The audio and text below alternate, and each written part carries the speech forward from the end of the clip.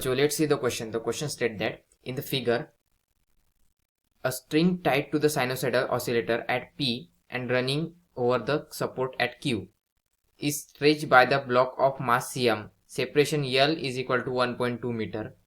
The linear density mu equal to 1.2 gram per meter. And the oscillator frequency F is equal to 120 Hz. The amplitude of the motion at point P is small enough for that point to consider a node. A node also exists at point Q. So यहाँ पर हमें कहा गया है कि एक string है जो कि एक ऑसिलेटर को टाइट की हुई है, that is at point P और रनिंग और up to the point Q, और पॉइंट Q को एक मास अटैच है. सो हमें यहाँ पर उनके बीच का सेपरेशन दिया है P एंड Q में का, दैट इज 1.2 मीटर. और जो वायर है, दैट जो स्ट्रिंग है उसकी लीनियर डेंसिटी 1.2 ग्राम पर मीटर, और उसके it is attached to the oscillator which has a frequency of f equal to 120 hertz. और जो एम्पलीट्यूड जो P और Q है वो वहां पर इस तरह एम्पलीट्यूड है कि वहां पर नोड फॉर्म हो रहा है. P at point P here is node, और एट पॉइंट Q यहाँ पर भी नोड फॉर्म हो रहा है. सो हमें पूछा गया है कि what mass allows the oscillator to set up the fourth harmonic on the string. So ऐसा कौन सा कितना मास हम यहाँ पर अटैच करें जिससे कि यहाँ पर फोर्थ हार्मोनिक प्रोड्यूस हो इस स्ट्रिंग में. What is the standing wave mode if. So standing wave mode क्या होगा अगर हम यहाँ पर 1 kg ऑफ मास अटैच करते हैं. तो basically we have to first calculate here the how much mass we are going to attach for getting the fourth harmonic. So ये प्रॉब्लम किससे रिलेटेड है, की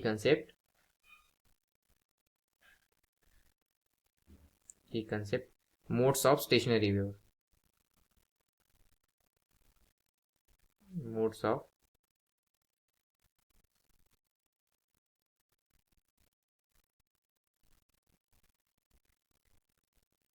stationery waves.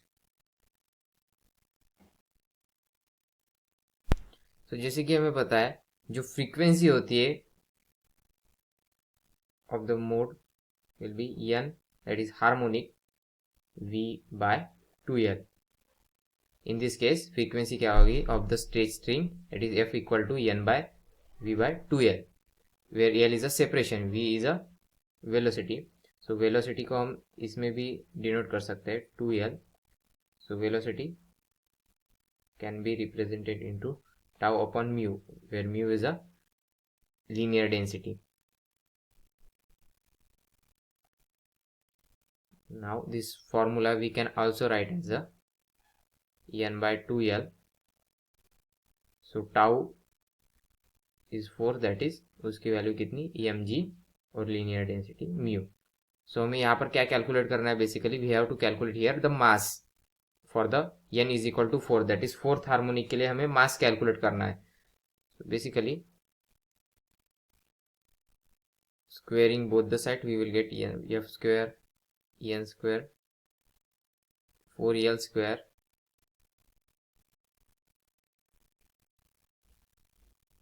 into mg mu. Therefore m equal to f square n square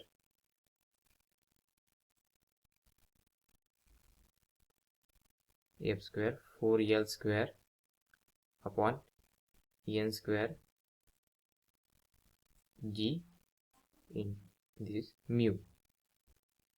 Now हम यहाँ पर value put up करेंगे. So we have to calculate m for n equal to कितना 4, for n equal to 4. So here 4 g, that is 9.8, f frequency जो कि 120 hertz दी हुई है हमें, into 4 into l square 4l square, that is 1.2 metre, into mu. Mu means 1.2 gram पर metre. So 1.2 gram का KG में conversion -3. Therefore mass m becomes 634.7 into 10 to the power minus 3 kg. It means that m equal to 634.7 gram. So mass कितना होगा 634.7 gram. इतना जब इतना mass, so when there is a fourth harmonic, so for fourth harmonic we required the 634 gram, 634.7 gram. So इतना हमें मास लगेगा. Next हमें पूछा गया है कि इसी प्रॉब्लम में कि what standing wave mode if we can set अब m equal to 1 kg. So अगर m इक्वल टू हम 1 kg सेटअप करते हैं तो कितना हमें यहाँ पर मीन्स कौन सा मोड मिलेगा, स्टेशनरी मोड. सो हमें यहाँ पर बेसिकली n कैलकुलेट करना है. नाउ फॉर n हियर, और मास यहाँ पे चेंज किया है, that is 1 kg. So about जो ये फॉर्मूला था, we use equation 1 f equal to n upon 2l under root mg by mu. Now हमें यहाँ पर क्या निकालना है, पिछले इक्वेशन में हमने क्या निकाला था कि मास निकाला था, जबकि हमें हार्मोनिक दिया हुआ था. इस इक्वेशन में हमें हार्मोनिक निकालना है और मास हमें दिया हुआ है. So n equal to 2l f upon under root mg into under root mu. therefore n equal to 2lf means 2 into 1.2 into 120 hertz into under root mu. Mu means 1.2 into 10 to the power minus 3 kg per meter upon under root mg. मास हमें दिया है 1 kg into gravity, that is 9.8. so n equal to 9.97 divided by 3.13. so n becomes 3.18. so n यहाँ पर जो है वो integer नहीं है. From our answer it is clear that n is not an integer. hence यहाँ पर for mass equal to 1 kg यहाँ पर हमें स्टैंडिंग वेव मोड किसी भी तरह का मोड हमें नहीं मिलेगा.